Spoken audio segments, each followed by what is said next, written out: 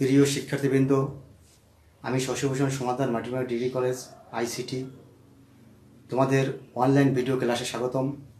নিশ্চয়ই তোমরা ভালো আছো। তোমরা ইতিপূর্বে তৃতীয় অধ্যায় সংখ্যা পদ্ধতি ও ডিজিটাল ডিভাইসের একটি ক্লাস করেছো। সেখানে সংখ্যা পদ্ধতির নিয়ে আমি আলোচনা করেছি। সেখানে ছিল সংখ্যা পদ্ধতির ইতিহাস, সংখ্যা পদ্ধতির প্রকারভেদ, সংখ্যা পদ্ধতির বেজ এবং সংখ্যা পদ্ধতির রূপান্তরের যে 12টি নিয়ম আমি সংক্ষিপ্ত আকারে বলেছিলাম এবং সেখানে একটি অঙ্ক বা সংখ্যা পদ্ধতির রূপান্তর আমি করেছিলাম। নিশ্চয়ই তোমরা কিছুটা হলেও উপকৃত হয়েছ। আমি আজ সংখ্যা পদ্ধতির রূপান্তরের 2টি নিয়ম তোমাদের এখানে দেখাবো। আমি প্রথম যে ক্লাসে একটা নিয়ম দেখিয়েছিলাম, সেখানে ছিল ডেসিমেল বা দশমিক হতে বাইনারিতে রূপান্তর। আজকে আমি দশমিক থেকে বা ডেসিমেল থেকে অক্টাল এবং হেক্সা সংখ্যায় রূপান্তর দেখাতে যাচ্ছি। তোমরা একটু লক্ষ্য করো। সময় স্বল্পতার জন্য আমি বোর্ডে এটা রেখেছি, খেয়াল করো। আমরা দশমিক হতে অক্টালে রূপান্তর আমরা কিভাবে করব। একটা অঙ্ক এখানে দেওয়া আছে, 275.662 দশমিককে অক্টালে রূপান্তর করো। আমি আগে বলেছিলাম যে দশমিক থেকে বাইনারি, অক্টাল বা হেক্সায় যেতে হলে আমাকে কি করতে হবে। দশমিক থেকে বাইনারি যেতে হলে আমি আগে করেছিলাম যে যেহেতু বাইনারি যেতে হবে তাহলে বাইনারি ভিত দিয়ে ভাগ করতে হবে, পূর্ণসংখ্যার ক্ষেত্রে আর ভগ্নাংশের ক্ষেত্রে গুণ করে যেতে হবে। তদ্রূপ এখানে এত সংখ্যাকে অক্টাল রূপান্তর করতে হলে 275 যেটা আছে, যেহেতু আমি অক্টাল রূপান্তর করবো তাহলে অক্টালের ভিত হচ্ছে 8, তাহলে 8 দিয়ে 275কে ভাগ পূর্ণ সংখ্যার ক্ষেত্রে ভাগ করলে হয় 34। 275কে ভাগ করলে হয় 8 দিয়ে ভাগ করলে হয় 34, ভাগ শেষ হচ্ছে 3। আবার 34কে 8 দিয়ে ভাগ করলে হচ্ছে ভাগফল 4, ভাগ শেষ 2।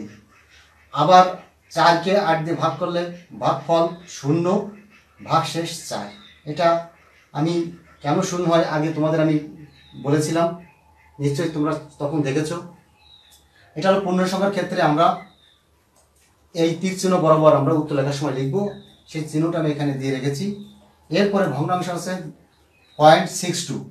এক্ষেত্রে আমরা পূর্ণ সংখ্যা এবং ভগ্নাংশ আলাদা করব। ভগ্নাংশের ক্ষেত্রে 0.62 লিখব এবং একে আমরা যেহেতু অক্টালে রূপান্তর করবো তাহলে 8 দিয়ে গুণ। 0.62কে 8 দিয়ে গুণ করলে হয় 0.96। এটা ভগ্নাংশ এবং পূর্ণ সংখ্যা হয় 4, পূর্ণ সংখ্যা ক্ষেত্রে 4 লিখেছি। আবার ভগ্নাংশকে 0.96কে 8 দিয়ে গুণ করলে হয় 0.68। এটা ভগ্নাংশের ঘরে লিখবো আর পূর্ণ সংখ্যার ঘরে লিখবো 7। তদ্রূপ 0.6কে 8 দিয়ে গুণ করলে হয় 5.44 বা 5.44। এটা 0.44 লিখবো ভগ্নাংশের ক্ষেত্রে আর পূর্ণ সংখ্যার ঘরে লিখবো 5। এটাকে আমরা এই তীর চিহ্ন বরাবর অর্থাৎ এমএসবি আর এলএসবি বরাবর লিখবো। উত্তর লেখার সময় আমরা এইভাবে লিখবো। অতএব 275.62 দশমিককে অক্টালে রূপান্তর করলে হয় 423। 423 এখানে এই দশমিক বা ভগ্নাংশ বা পয়েন্ট, তারপরে এখানে 475 .8। তার মানে এখানে আরো অনেক অঙ্ক এখানে রয়েছে। এটাই এর উত্তর। এরপর আমরা আসি দশমিক হতে হেক্সাডেসিমাল রূপান্তর। 237.13 এই দশমিক হেক্সাডেসিমাল রূপান্তর করবো। যেহেতু আমরা দশমিক হেক্সাডেসিমাল যাচ্ছি তাহলে পূর্ণসংখ্যার ক্ষেত্রে 16 দিয়ে ভাগ। 237কে 16 দিয়ে ভাগ করলে ভাগফল হয় 14, ভাগ শেষ হয় 13। এখানে আমরা জানি 13 নামে কোনো সংখ্যা হেক্সাডেসিমালে নাই, সেহেতু আমরা এর মান ধরবো 10, বির মান ধরবো 11, সির মান ধরবো 12, ডির মান হচ্ছে 13, আমরা ইর মান হচ্ছে 14, এফ এর মান হচ্ছে 15। যেহেতু হেক্সাডেসিমালে আমার এফ পর্যন্ত আছে, এ থেকে এফ পর্যন্ত, কাজেই 237কে 16 দিয়ে ভাগ করলে হয় ভাগফল 14, ভাগ শেষ 13। 13 মানে ডি। আবার এই 14কে 16 দিয়ে ভাগ করলে হয় ভাগফল 0 ভাগশেষ 14। 14 মানে এই। এখন আমার তো নিয়ম আগেও বলেছি যে ভাগফলকে আমার 0 বানাতে হবে। এটা আমরা এই বরাবর অর্থাৎ এমএসবি আর এলএসবি বরাবর লিখব। এবার ভগ্নাংশ হচ্ছে 0.113, একে আমরা ভগ্নাংশ করে লিখলাম 13, একে 16 দিয়ে গুণ, যেহেতু আমরা হেক্সাডেসিমালে রূপান্তর করতে যাচ্ছি 16 দিয়ে গুণ করলে 2.08, 08কে আমরা ভগ্নাংশ করে লিখছি আর পূর্ণ সংখ্যার ঘর থেকে 2 লিখছি, তাকে আবার 16 দিয়ে গুণ করছি, একে আমরা গুণ করলে হয় 1.28, অর্থাৎ 0.28কে ভগ্নাংশ করে লিখছি আর পূর্ণ সংখ্যার ঘরে 1 লিখছি। 0.28কে আবার 16 দিয়ে গুণ করলে হয় 4.48, 0.48কে আমরা ভগ্নাংশ করতে লিখেছি আর পূর্ণ সংখ্যার ঘর থেকে আমরা 4 লিখেছি। এবার আমরা এমএসবি এবং এলএসবি বরাবর যদি আমরা উত্তরটা লিখি এইভাবে, তাহলে আমরা 237 দশমিক বা 0.13কে আমরা যদি হেক্সাডেসিমালে রূপান্তর করি, তাহলে আমরা এই বরাবর এখানে ইডি তারপরে 0.214 এটাকে আমরা কিসে রূপান্তর হয়ে গেল? হেক্সাডেসিমালে আমরা রূপান্তর হয়ে গেল। প্রিয় শিক্ষার্থীবৃন্দ, তোমরা ইতিপূর্বে দশমিক হতে বাইনারি, দশমিক হতে অক্টাল, দশমিক হতে হেক্সাডেসিমালে রূপান্তর শিখেছ। দশমিক হতে বাইনারি বা অক্টাল বা হেক্সাডেসিমালে যেতে আমরা একটা পারলে আরেকটা অনায়াসেই পারবো, একই নিয়মে আমরা এর আগে শিখেছি। এখন আমরা বাইনারি হতে দশমিক বা ডেসিমেল বা অক্টাল হতে দশমিক বা ডেসিমেল এবং হেক্সাডেসিমাল হতে দশমিক বা ডেসিমেলে যাওয়া শিখব। আমরা বাইনারি হতে দশমিকে বা ডেসিমেলে যেতে যে নিয়মে যাব ঠিক একই রকমভাবে অক্টাল হতে এবং হেক্সাডেসিমাল হতে দশমিকে সেই নিয়মে যাব। তাহলে আমরা একটা প্রশ্ন এখানে দেখি যে কিভাবে আমরা প্রশ্ন থাকে পরীক্ষায় এবং আমরা কিভাবে এর সলিউশন করতে পারি। সেই হিসাবে আমি এখানে বাইনারি হতে দশমিকে রূপান্তরের এখানে আমি করে দিয়েছি, লিখে রেখেছি, অথবা এখানে আমার একটা অঙ্ক এখানে দিয়ে দিয়েছি, যেমন 1010112 বা দশমিক বাইনারিকে দশমিক বা ডেসিমেল রূপান্তর করে। অথবা এই প্রশ্নটা এভাবে থাকতে পারে, মিমি আইসিটি পরীক্ষায় এত নম্বর পেয়েছে, মিমি কি আইসিটি পরীক্ষায় A+ নম্বর পেয়েছে? তার মানে এইটাকে আমরা দশমিকে বা ডেসিমেলে রূপান্তর করলে যদি বুঝি যে সে 80-র উপরে মার্কস পেয়েছে, তাহলে সে ওই বিষয়ে A+ নম্বর পেয়েছে। তাহলে আমাদের বাইনারি থেকে দশমিকে যাওয়ার নিয়মটা যদি আমি শিখি বা রূপান্তর যদি করতে পারি, তাহলে এই প্রশ্নের উত্তরটা আমি দিতে পারবো। পরীক্ষায় এই ধরনের প্রশ্নই বেশিরভাগ সময়ে এইভাবে আসে। আমরা একটু সলিউশন করার চেষ্টা করি। দেখো অঙ্কটা হচ্ছে 1010111, এটাকে আমরা যাব দশমিকে বা ডেসিমেলে। এখানে একটা তোমাদের নিয়ম মনে রাখতে হবে যে এদিক থেকে সংখ্যার অবস্থান নির্ণয় করতে হবে, অঙ্কের অবস্থান নির্ণয় করতে হবে।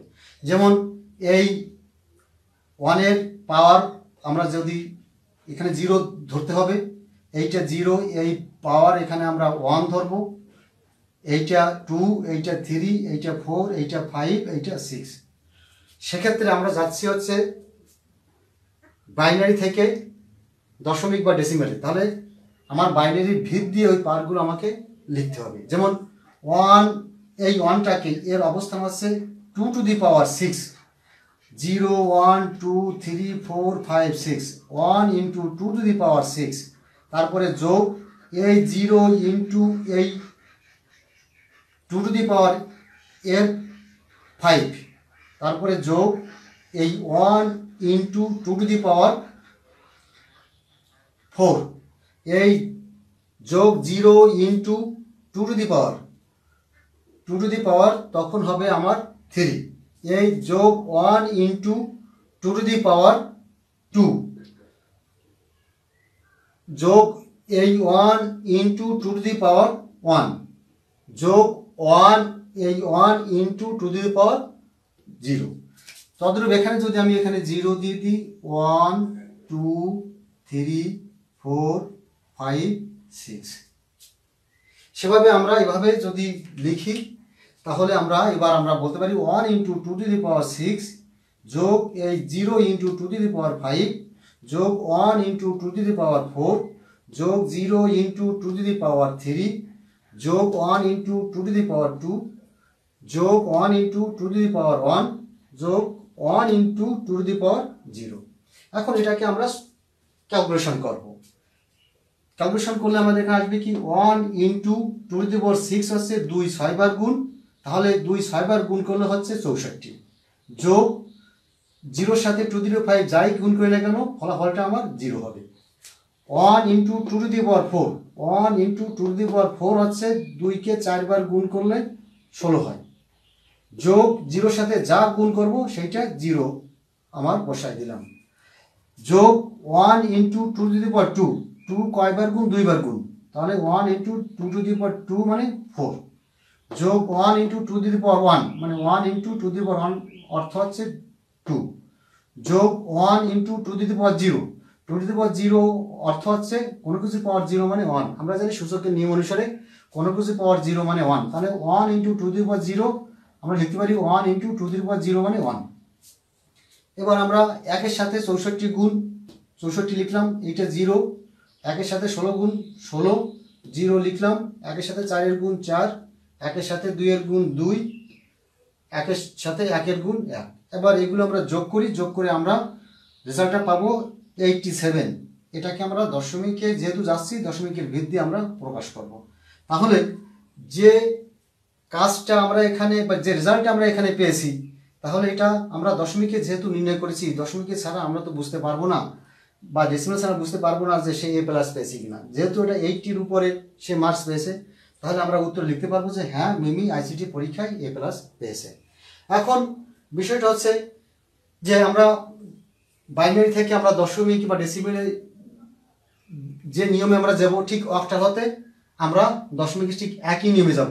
সেক্ষেত্রে আমাদের কি হবে, সেক্ষেত্রে এখানে 2 না হয়ে এখানে আমার ভিত হবে কত 8 দিয়ে গুণ হবে। এখানে 2 এর জায়গায় 8, এখানে 2 এর জায়গায় 8, এখানে 2 এর জায়গায় 8, এখানে 2 এর জায়গায় 8, এখানে 2 এর জায়গায় 8, এখানে 2 এর জায়গায় 8।